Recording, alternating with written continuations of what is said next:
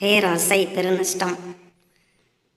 ஒரு பிச்சைக்காரன் உணவுக்காக வீடு வீடாக அலைந்தான். அவன் மிகவும் அசிங்கமாக கிழிந்த உடைகளோடு சிக்கு பிடித்த தலைமுடியோடு இருந்தான். ஒரு பழைய கோணிப்பையே அவனுக்கு உடமையாக இருந்தது. ஒவ்வொரு வீடாக போய் பிச்சை கேட்பான். கொடுக்கவில்லை எனில் அந்த வீட்டாரை திட்டுவான்.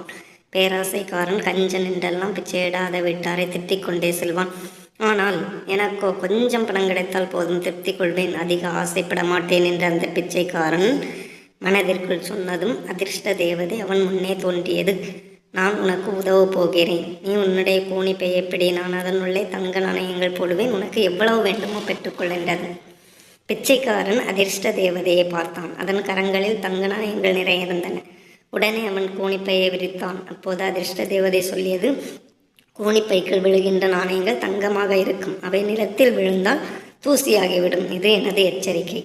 பிச்சைக்காரன் மிகுந்த மகிழ்ச்சியடைந்தான். தேவதை மீண்டும் எச்சரித்த பிறகு பிச்சைக்காரனின் கோணிப்பைக்குள் தங்க நாணயங்களை கொட்டியது. கோணிப்பை நிரம்பியதும் தேவதை தங்க நாணயங்களை கொட்டுவதை நிறுத்தியது. உன் கோணிப்பையில் இருக்கிற நாணயங்கள் உன்னை அரசனை விட பணக்காரனாக்கும், அது போதும் தானே என்றது அதிர்ஷ்ட தேவதை. போதாது, இன்னும் வேண்டும் என்றான் பிச்சைக்காரன்.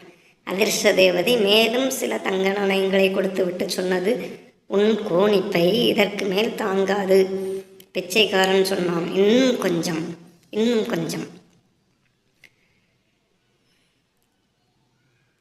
வேண்டும், இன்னும் கொஞ்சம் வேண்டும். அதிர்ஷ்ட தேவதை மேலும் தங்க நாணயங்கள் சிலவற்றை கொடுத்துவிட்டு நிறுத்தியது.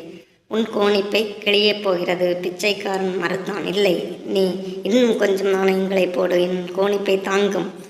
மறு வினாடி கோணிப்பை கிழிந்தது. அதனுள் இருந்த நாணயங்கள் கீழே விழுந்து தூசியாகின. அதிர்ஷ்ட தேவதையும் மறைந்தது. பிச்சைக்காரன் அப்படியே செய்வதறியாது திகைத்து போய் நின்றான்.